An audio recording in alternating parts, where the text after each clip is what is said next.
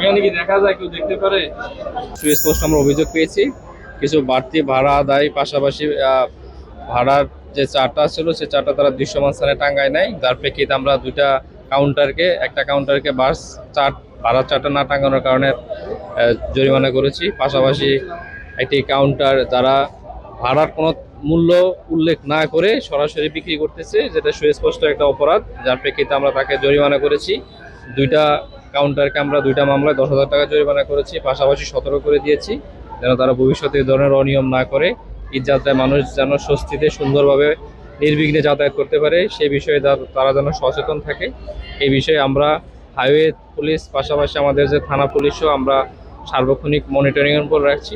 কোথাও কোনো যানজট হলে সেটা আমরা সাথে সাথে নিরসন করার চেষ্টা করতেছি, এবং কাউন্টারে যেন কোনো ধরনের অনিয়ম বিশৃঙ্খলা না হয় সে বিষয়ে আমাদের সার্বক্ষণিক মনিটরিং বজায় আছে।